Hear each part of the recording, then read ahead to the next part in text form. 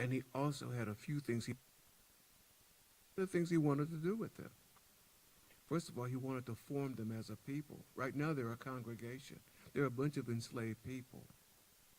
He wanted to bring them out of bondage to the slave masters, to Pharaoh,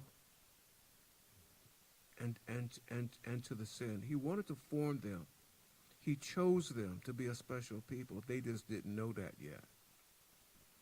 And they had a mission that he had in store for them. He wanted to teach them how to serve him. And he wanted to always let them see they had choices. Now, apparently Moses did not have a choice. Actually, he did, but he operated in it. But once Moses was informed, and we'll see that, of what God's expectations and standards are, he was held to the higher standard. And that's how it is for us too. And God assured him he was going to be with him. Now, he didn't understand what that meant because the plagues would show what the kinds of power God is willing to show, mastery over everything that we understand in the physical realm, but some other things, because we also get to see God hardens and softens people's hearts. So he's asking him, the last part that you read, who are you going to say that I am? Think about it. Go ahead.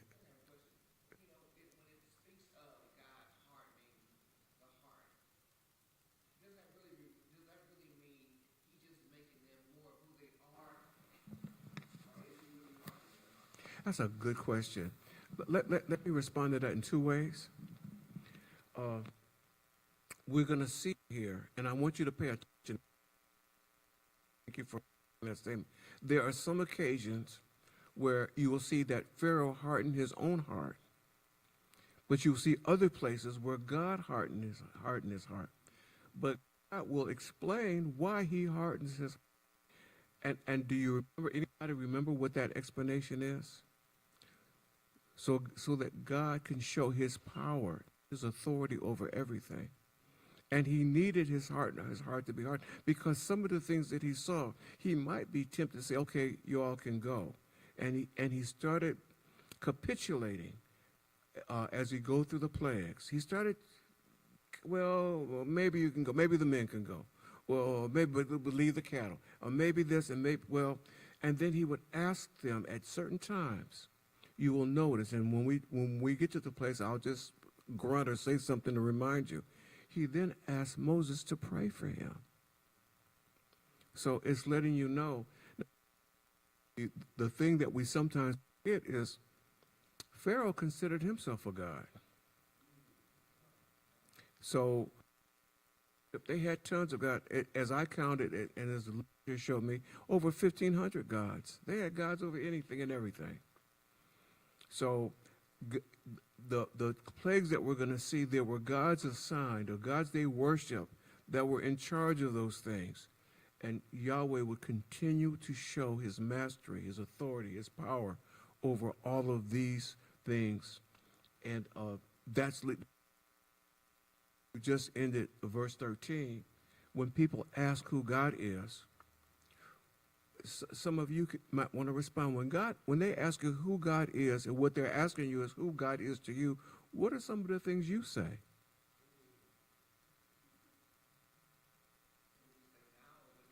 What do you say now?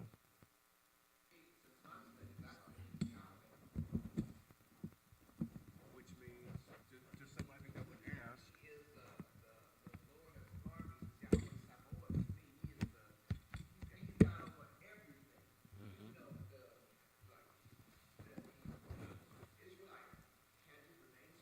yes.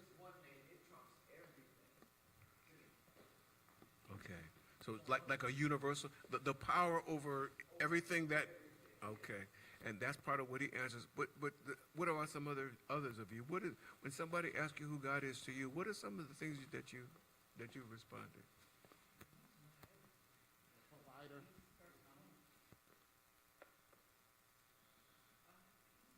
Yes.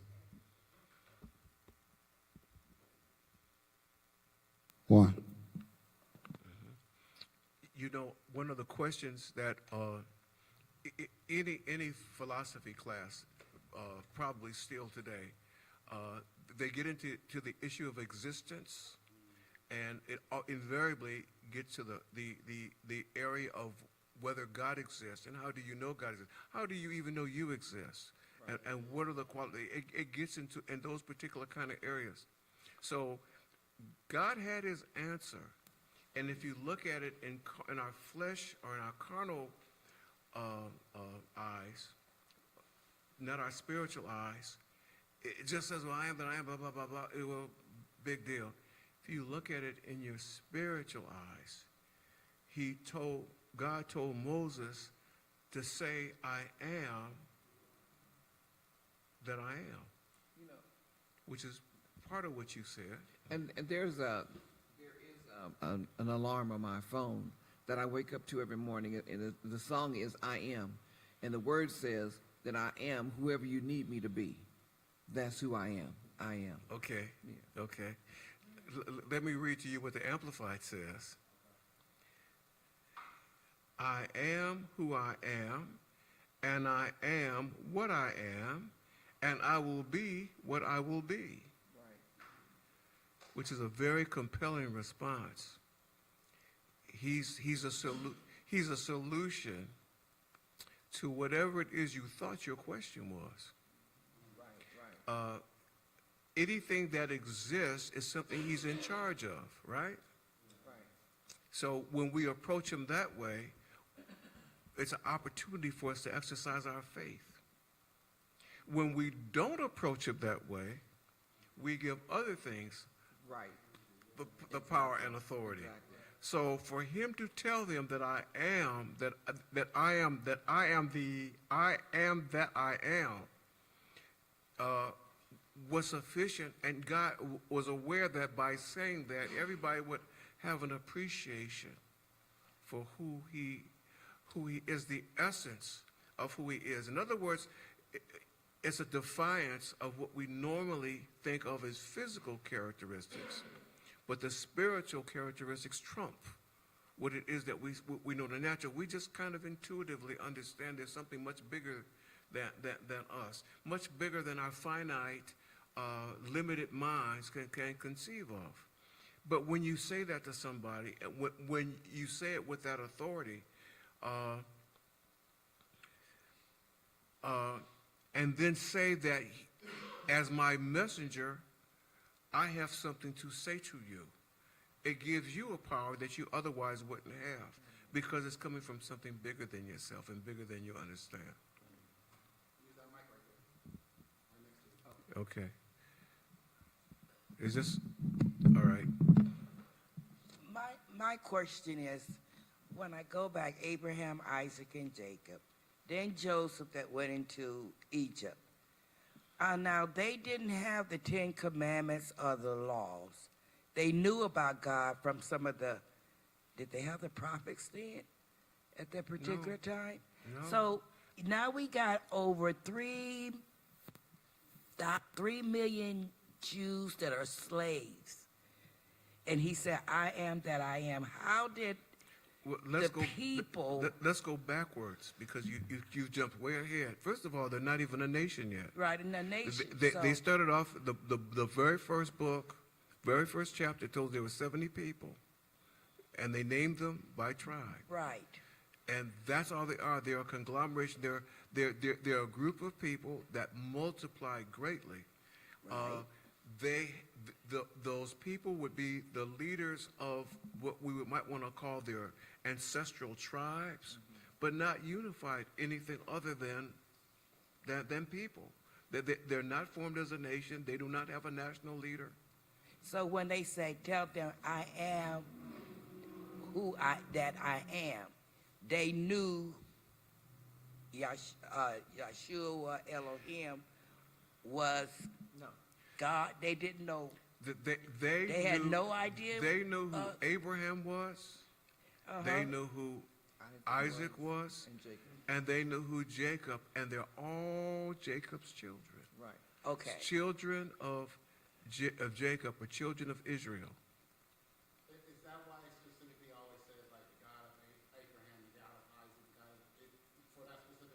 That's their lineage they're aware That's of. how they knew. So they didn't know God then. Well, they did know God. They knew because Abraham Yeah, was but- faithful, yeah, through and him. Isaac was faithful, and Jacob was faithful, and Joseph was faithful. But they didn't know him as I am. That's it. They did not know, and so for him to identify, I'm that connective tissue Okay. through your lineage. Because it's, I am. so that's when the tribes, from generation to generation, they passed down about I am from Abraham, Isaac, and Jacob. I mean, we're talking about a lot of, that's ahead, yeah. But while the Pharaoh's here, so we're talking about a lot of people. And so I'm asking this, Abraham, Isaac, Jacob, Joseph. So this was passed down to them from generation to generation, because of the 400 years, to their children and their children's children, who God was. But that didn't really happen until like Joshua, right? When he started. Because they didn't even have the Leviticus. But this is why they chose the lineage for That's them right. to come through, right? Because these are the people that serve this God specifically, because the lineage still goes all the way down to Mary and Joseph. Right, but it begins with you're ahead of me, but that's where this goes. See? Yeah. Okay, but I want you to remember something. They were slaves. Right. They had become enslaved, so they had a history through their tribes of who they were and who this God was. They didn't know him. But they did not have any sort of organized religious system, because it's coming. It's about to start. The what? It's about to start. Okay, yeah. this is God, that's the purpose. Okay. That's the purpose. That's one of the things that he was going to. They were being delivered from their condition into something that was going to form, and they're not formed into a nation until God tells them they're a nation. But God As still they're heard their leaving, prayers. as they're leaving Egypt. Right. But he also heard their prayers in their bondage. We don't know that. I mean, we don't know anything about them as you know. If you're assuming some sort of organized No, family structure. I'm not assuming that. It's just, But how are you imagining them as people? That's what I'm asking you. I was imagining them as with Abraham, Isaac, and Jacob. I know there was 12 tribes, and while they was in Egypt, they multiplied. I mean, we going back, Pharaoh, they slaves. All of a sudden now you got all of these people, and here Moses is on the scene. And he said, I am. But remember, he wasn't on the scene. He's just He just came. I know when I say on the scene, he's just coming. But meanwhile, these people are enslaved. But they don't recognize him. They don't recognize him. Now- So my now- question was, Let me say this. how did they know God before Moses? I mean, the generations heard about Abraham, Isaac, the God of Abraham, Isaac, and Jacob. And it's in your opinion that this God of Abraham, Isaac, and Jacob was passed along through the tribes, through generation and generation, or did they just didn't know him? See, you lose me when you say passed on, because we're not given any mechanisms by how stuff would be passed on to them. What we know is that they were multiplying, that Joseph brought them over, and of course was buried there, and they made arrangements for Jacob, and threatened the new king, the new king. We're talking 400 years. Okay. So, No, and that's my that's my point. so what they had was, they was a blessed people in the land of Goshen when the king allowed the family of Joseph, everybody came over. They was a blessed people in Goshen, and they was blessed and multiplying in Goshen. But the king played out because he died. So another king comes on the scene.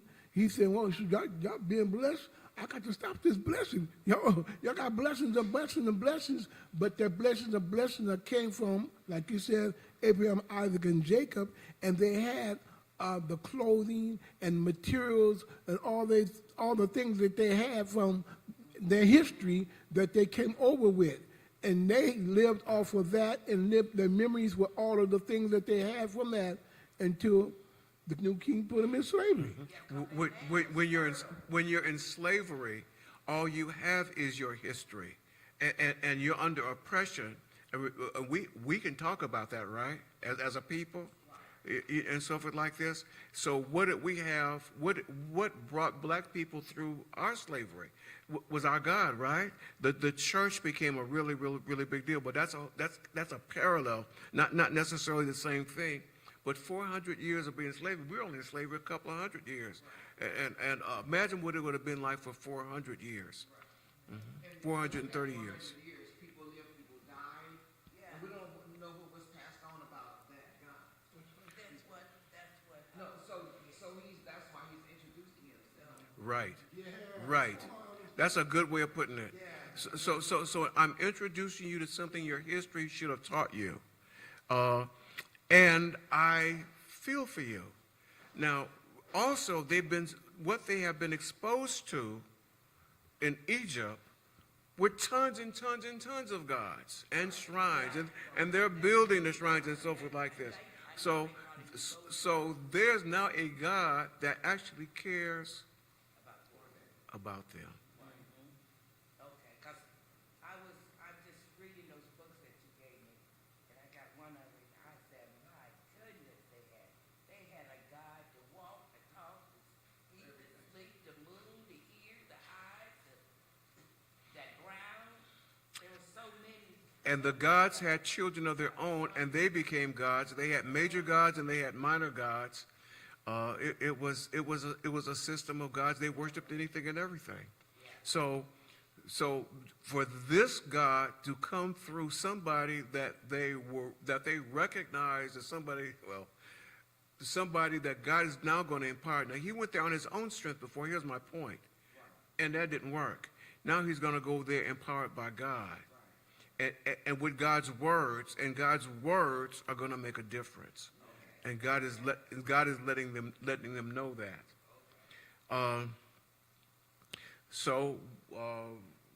That was 13. 14. God says, "I am who I am. Say this to the people of Israel: I am has sent me to you." God also said to Moses, "Say this to the people of Israel: Yahweh, the God of your ancestors, the God of Abraham, the God of Isaac, and the God of Jacob has sent me to you. This is my eternal name, my name to remember for all generations." So now that he's identified himself and identified his authority, he says, now go and call together all the elders of Israel. These are the tribal leaders. Tell them, Yahweh, the God of your ancestors, the God of Abraham, Isaac, you see, we're going to continue to see the people that you learned through your history of Isaac and Jacob, has appeared to me. He told me, I have been watching closely. I see how the Egyptians are treating you. I have promised to rescue you from your oppression in Egypt. I will lead you to a land flowing with milk and honey, the land where the Canaanites, Hittites, Amorites, Perizzites, Hivites, and Jebusites now live. The elders of Israel will accept your message. Then you and the elders must go to the king of Egypt, or the Pharaoh, and tell him, the Lord, the God of the Hebrews, has met with us. Now, the Lord, the God of the Hebrews, the Yahweh, versus one of those 1,500 other gods, he's met with us. The other guys haven't met with us, but this God that has a message for us that our ancestors know about, that we know about through our ancestors, has met with us. And so this is what we want now. Give us a 3-day journey into the wilderness to offer sacrifices to the Lord our God. We see here that they got a title now. They're the God of the Hebrews. They got a title here of who they are. Keep talking. As Hebrews. Now they got a title. So they recognizing themselves as Hebrews. Yeah. This is what he was told to say. Now that's good. So now you have all these gods, plural, small g, of Egypt, and we have the God of the Hebrews. Now, some of the translations say Hebrews, some say Israelites, some say children of Israel, of Israel, because they still, Israel being Jacob still, okay? Because again, they're still not a people, okay? But this is where we start, and the translations start going a little nuts here. I'm going to be calling them Israelites, Hebrews, and children of Israel. They're kind of interchangeable. But when you look at some of the commentaries, they say they're not Hebrews yet. They're not Jews yet. They won't be Jews until they get into the New Testament. When Moses was found in the basket, the blanket or whatever he had on him was from the particular style of people. Right, the Hebrew, they call them as a separation from that population that we have found to be a threat, and that came here, brought here by Joseph and blah blah blah and blah blah blah, like they would identify us as being from Africa. Yeah, Okay. that's the African garment you got. Yeah. Okay. So, now what does he also tell him? And somebody read 19 through 21. And I am sure that the king of Egypt will not let you go, no, not by a mighty hand. And I will stretch out my hand and smite Egypt with all my wonders, which I will do in the midst thereof. And after that he will let you go. And I will give this people favor in the sight of the Egyptians. And it shall come to pass that when ye go, you shall not go empty. It will not go, and other translations say it will not go empty-handed. Okay? We're going to see that mentioned a couple of more times in here, especially after the 10th plague. In fact, I'll be happy to give them what they needed. That's also what God told Abraham, that after they're enslaved for 400 years, actually it'll be 430, they'll be leaving with the wealth of Egypt. So even though God had a plan, that enslavement period was also part of God's plan. The deliverance for them to leave with wealth was God's plan for his people. It remains God's plan for his people.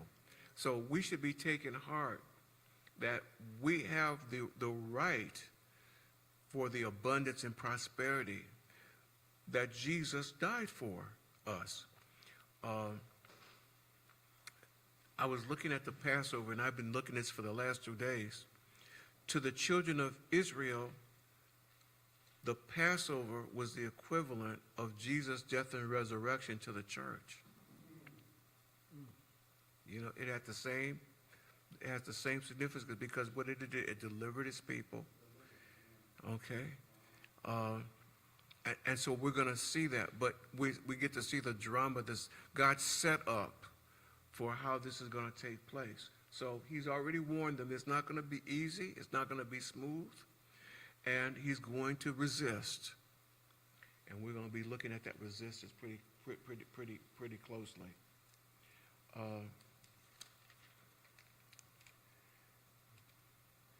So that they will give you gifts when you go, so you will not leave empty-handed. And then this to conclude the chapter, every Israelite woman will ask for articles of silver and gold and fine clothing from her Egyptian neighbors and from the foreign women in their houses. You will dress your sons and daughters with these, stripping the Egyptians of their wealth. Now that's how chapter 3 ends. But I also want you to take a look at the silver and the gold. Can you imagine some other uses they're going to find for that? Yeah, we know. We already know. Well, you know what, huh? That's one, but how about now? That's on the negative side. What about the positive side? The furnishings for the tabernacle. Okay. Where did that come from? It's going to come from what they're released with. It was a million. It was how many million more than?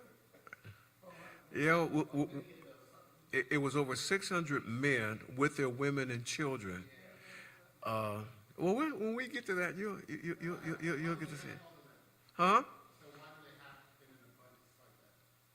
What? Oh, when we get there, well, go ahead and read. When you get to 7:11, that see the intensity of the plagues, as we saw, would increase, and that's why the hardened heart was so important, because well, yeah, and he kept changing his mind, right? But the idea is it had to become so bad it became a political decision too, mind you, because the people. But they basically kicked them out. Please leave and take whatever you want, right? Yeah. You here my car keys, okay? you know.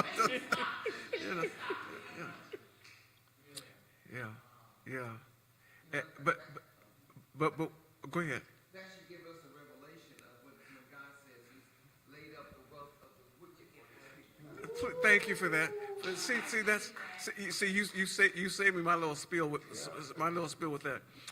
We all can see how God has used opposition and oppositional people, where we've been I'll say forced or to stay in bad situations, and God wanted us to stay there and been obedient to Him and so forth, and then we come out with something far greater than what we thought we were supposed to have. And then so He's done that to all of us. And that's part of our growing process. I was just going to say, a lot of times we don't want the opposition, but the opposition is going to work for our good. So that's why we need to stop complaining, let God do whatever that He's going to do for you, and keep it stepping and keep it going. And that's what I have learned when stuff start coming. And usually I would get upset. I say, you know what? You're going to work this out for my good. That means you get ready to do something for me in my life. So. Yeah. Like today, my spiritual sister came to church. She said she's coming back to me. She said she got better. She needs to be in church. Excuse me, man, can you use that Sunday voice?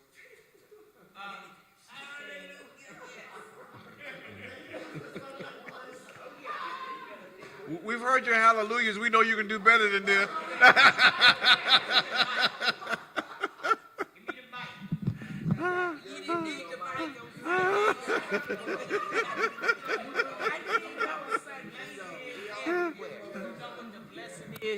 They told me, she said, Kelly, you won't feel so tired. And I'm telling you, but I'm in the mic on? No, yeah. Okay. She told me, she said, Kelly, you're going to feel real tired, and sit down somewhere. I told her, I'm going to keep pushing on. And so this is one of the moments I'm putting sugar in me and it still ain't working, but God is waking me up. But I was telling my friend, she has like a really, really good business. She has a lot of degrees and things. She's very, very, very multi-task. Make it brief. A very multitask woman. But Come on. today I had to tell her, I said, let me say this, because I'm at the spiritual part in my life that I'm not complaining. I'm so grateful. And today I don't allow people in my space that's going to be whining and complaining. And you say that you serving God, then you better believe what He promised us. See, I expect for God to do what He's going to do for me. I expect for Him to see to my body. and line it up. I expect for him to line them children up. I expect for them to leave me be and go to God and believe what God gonna do for you, because I can only say it once, and that's all I've been saying it once to him.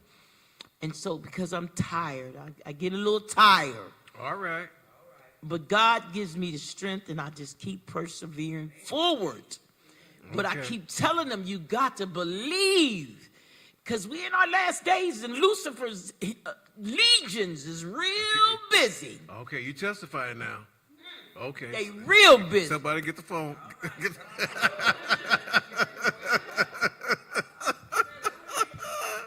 Yeah, she testifying. All right. Okay, chapter 4 begins. Then Moses answered and said, but suppose they will not believe me or listen to my voice. Suppose they say the Lord has not appeared to you. So yes, we are. We're in verse 4, chapter 4. So the Lord said to him, what is this in your hand? He said, a rod. 3, throw it down on the ground, the Lord told him. So Moses threw the staff down, and it turned into a snake. Moses jumped back. Then the Lord told him, reach out and grab its tail. So Moses reached and grabbed it, and it turned back into a shepherd's staff in his hand.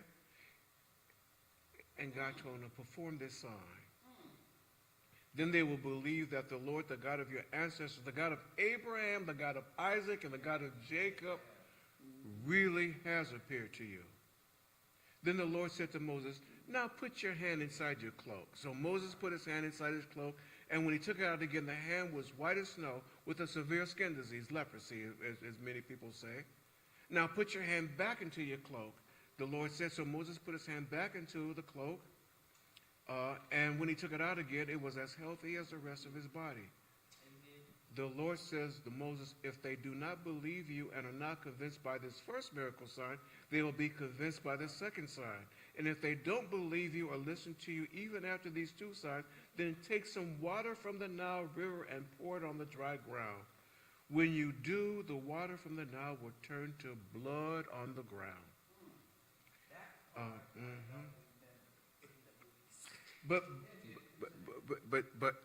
So there's now 3 things that he's told him. But again, this is where we started or finished last time. Moses was determined, I don't want to do it.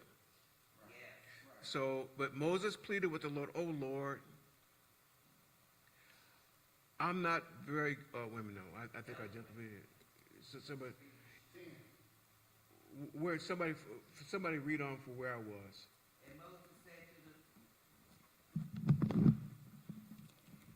And Moses said to the Lord, O my Lord, I am not eloquent, neither theretofore, nor since thou hast spoken unto thy servant, but I am slow of speech and of a slow tongue. And the Lord said to him, who has made man's mouth? Okay. All Or right. who make the dumb or dead mouth? Dumb or deaf, or the seeing or the blind? Have not I the Lord? Now therefore go, and I will be thy mouth, and teach thee what thou shalt say. And he said, O my Lord. No, hold it. I want to read. I want to read it out of Message before you Yeah, go there. he made the Lord mad. So he says, Master, I don't talk well. I've never been good with words, neither before nor after you spoke to me. I stutter and I stammer. And God said, well, who do you think made the human mouth? And who makes some mute, some deaf, some sighted, some blind? Isn't it I, God? So get going. I'll be right there with you, with your mouth. I'll be right there to teach you what to say. Okay? All right, now, that takes you to 13. So now, hold on. We're going to just do 13, and then we'll come to you. So what does it say in 13? So what does Moses read verse 13?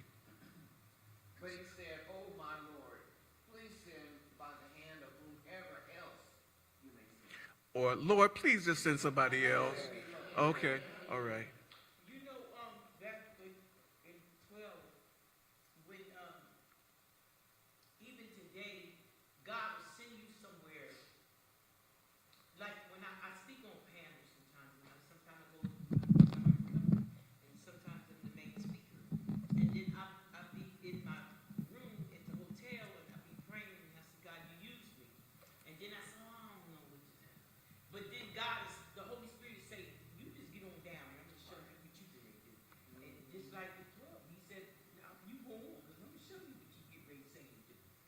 Okay. because I need you to feed. Yeah, but God has his way of saying it, and he's about to do that now. That's why I wanted you to hear. Because now you talk about, see, when God has a purpose and a plan for you, sometimes it's for you, but it's because he knows why he knows your purpose.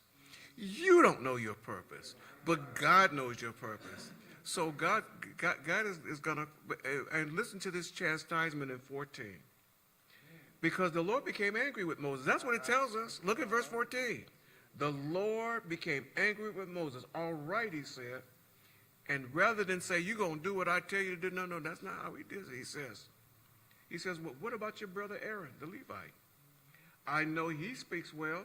And look, he's on the way to meet you right now. Ooh, wait a minute. Now, Aaron was just minding his business, minding something like that.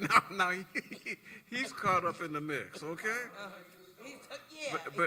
But guess what? God had a plan for him, because what was he to be? He was going to be a chief priest. He's going to start off being the mouthpiece, but he's going to be the priest for the. And what is he? Levite. All right. So, but he just said, Aaron, I was on my way out to the field. All of a sudden, I just have to go out. I want to see my brother Moses. You know. So it kind of gives you a sense that maybe they hadn't been around each other for a while, or they hadn't seen each other and so forth. See, and look, he's on the way to meet you now. He will be delighted to see you. Talk to him and put the words in his mouth. I will be with both of you as you speak, and I will instruct you both in what to do. Aaron will be your spokesman to the people. He will be your mouthpiece, and you will stand in the place of God for him, telling him what to say. And take your shepherd's staff with you and use it to perform the miraculous signs I have shown you.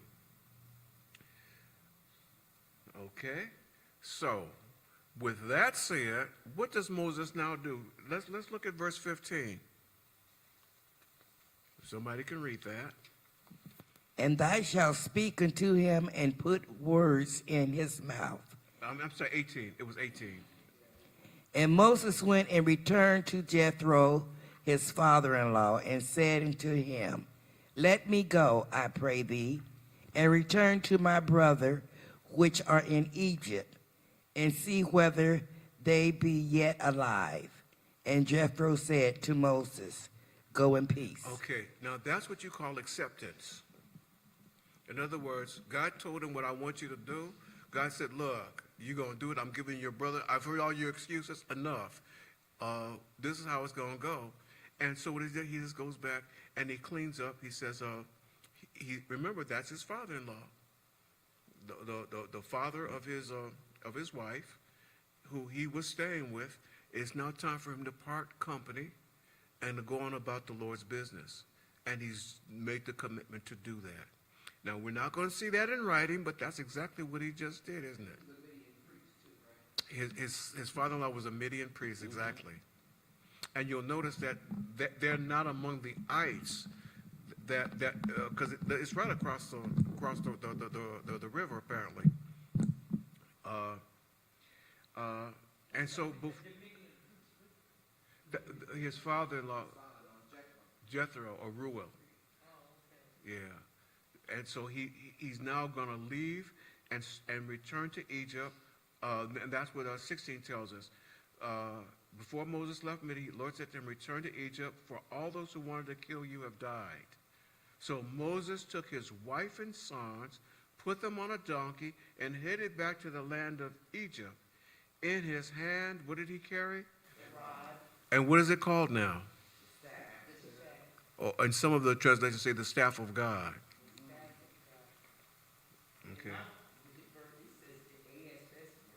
Okay, and so he's to go to work right away.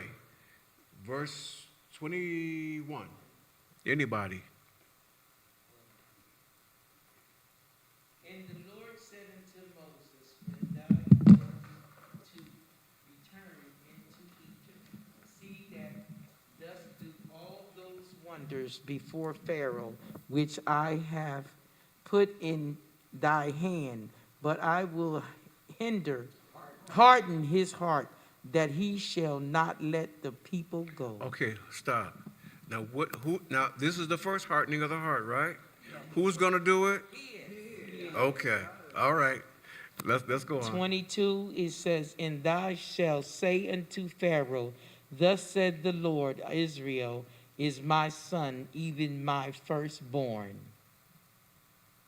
And I say unto thee, Let my son go, that he may serve me. And if thou refuse to let him go, behold, I will slay thy son, even thy firstborn. Okay. Now, huge stuff here, and I'll stop. I'll go a couple more minutes. Huge. What the Lord is letting everybody see his priorities. What is his priorities? By just looking at this, when you arrive back to Egypt, go to Pharaoh and tell him, you're empowered to do this, heart in his heart, and then tell him, this is what the Lord says, Israel is my firstborn son. What is a firstborn son?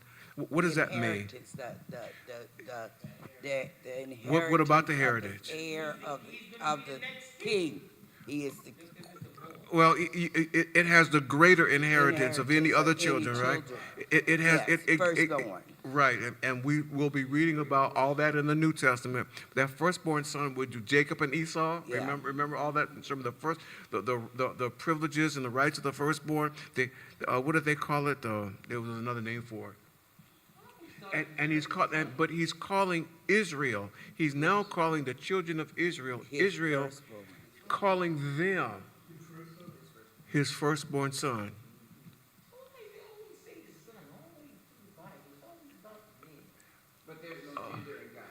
Yeah. You're telling this ruler to let my son go. He's my firstborn. He's my special son, and I'm God, and you aren't. So we're now about to see the war of the gods. The war of the gods. You have my firstborn son. And if you don't let him go, guess what I'm going to do? I'm going to slay your firstborn son. What was the 10th plague? The slaying of the firstborn. Oh, what was the last one? The first one was the blood. No, the 10th one. What was the 10th plague? Chip, The firstborn of who? anybody. Those that weren't the firstborn of Yahweh. It was the firstborn of everybody else that lived in Egypt. Starting with the Pharaoh. But he also told the Israelites, make sure you apply that blood. Blood, yeah. Oh, I can't wait to get to that. Okay. Yeah.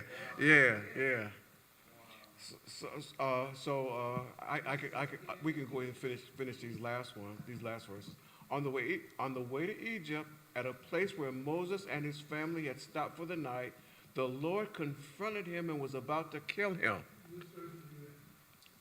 24. On the way to Egypt, at a place where Moses and his family had stopped for the night, the Lord confronted him and was about to kill him. But Moses' wife Zipporah took a flint knife and circumcised her son. She touched his feet with the foreskin and said, "Now you are a bridegroom of blood to me." When he said a bridegroom of blood, she was referring to the circumcision. After that, the Lord left him alone. What was that about? This is important. He had to be circumcised. That was one of the things that, even with I believe it started with Abraham, when the circumcision started. What was the sign? What was the sign? What was done? We went through that. Covenant, covenant that he he- made with the. It was the blood covenant. In other words, here you are to be my leader, my representative, and you have violated the covenant that established my relationship with you. And you'll note now, then why didn't Moses circumcise this? Now, he had 2 sons. Yes. So you have to assume that the first son, whose name was Gershom, was circumcised, but Eliezer, the second son, probably wasn't. Who figured it out? The wife. She took a flint knife and cut it and threw it at his feet and said something kind of ugly to him. So the violation, now if you're going to serve God, You're going to be a leader of God. You got to keep. First of all, you have no business not knowing what the covenant is about, what it means, but you doggone sure better be following it. And a lot of the theorists, a lot of the expositors believe that Moses was too weak or incapacitated He to was do it sick. himself because of what God was afflicting him with. Because one of the things I read in commentary, he was ill. He got very sick, and he couldn't do it. yeah, we're not told that, but that makes sense though, doesn't it? Yeah, yeah. Or even, God made him or sick. even when he was accosted that Hebrew that really messed him up when he told him, "You're gonna kill me too."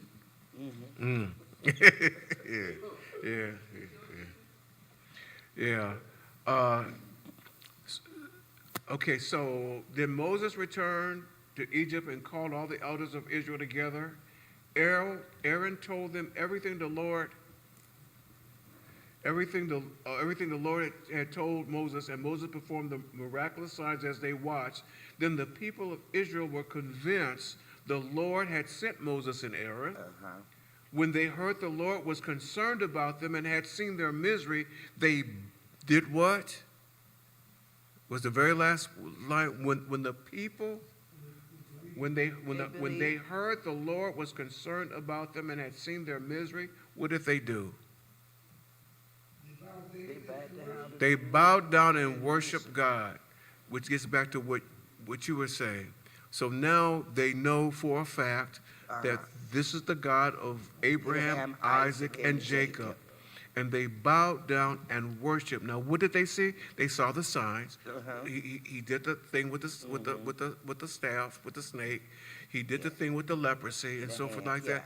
And they were convinced. And so now they would have some work to do. And that's where chapter 5 will begin when we start next week.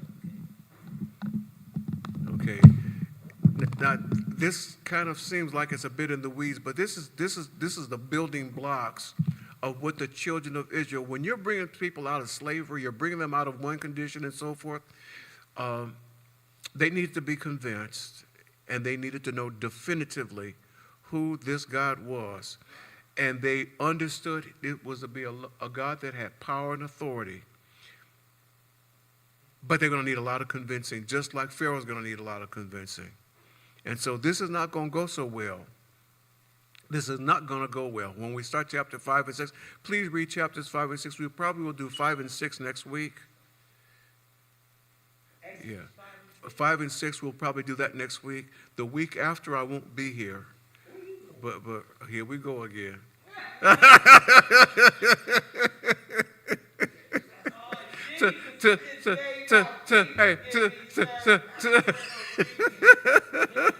To the same place I went the last time you asked. Okay. Oh, that's exactly right. Okay. All right. Any other any other thoughts? For read 5 and 6, because they're going to go to Pharaoh, and it's not like they thought would happen. Okay. Okay. We can, if somebody would get our offering basket going, and I'll ask somebody to give us a closing prayer. I took you over a few minutes. I'm sorry. I said I'll always try to keep it within an hour. I'll do better next week. Yes, sir. Yes, ma'am.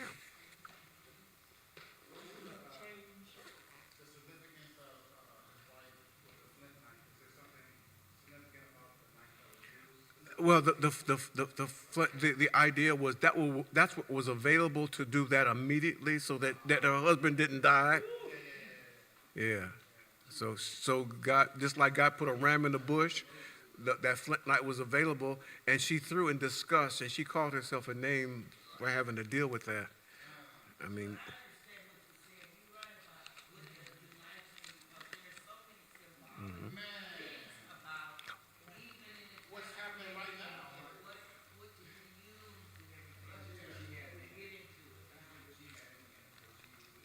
Yeah, that's what was available. All of these miracles are, because it's like he already knew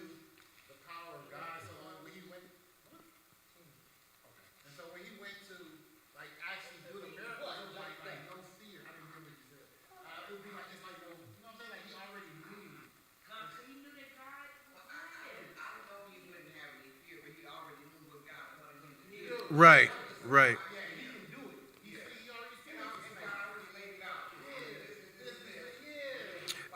But I I think a bigger message is, when God needs us to see His power, wants to use us, He needs to build us up. And so he needed him to have the confidence to know that God was really gonna empower him. Watch what I'm gonna do in you and through you. So he had a chance to build him up, and he's gonna have him do bigger and greater things, him and Aaron. And in fact, we're gonna see Aaron doing more things than Moses, right, from the beginning, with the staff. Because when God empowers you, He'll know what He needs to do just to make sure you have the confidence. If you don't have the confidence to do the things, to tell people the things God's going to do, how would they believe you if you don't necessarily seem to believe it yourself? Don't you think that Aaron has a better relationship with the people opposed to Moses at this particular time? Maybe so. He been with them. I guess he talked to him. Aaron been with them. He been saved. Remember, he was telling God that, I stutter, I'm not elegant in the word. Yeah.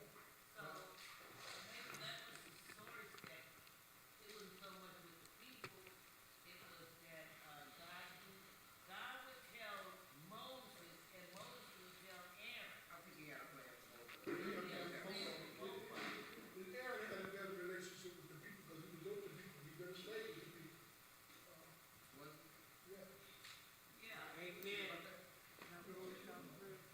Uh-oh.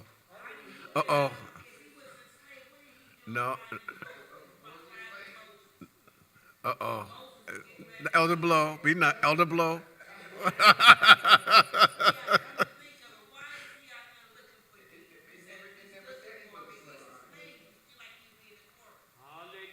Thank you, Father God, Lord, for traveling grace, Lord, as we go from this. Thank you. Jesus, put your angels around the vehicle. Let Thank you.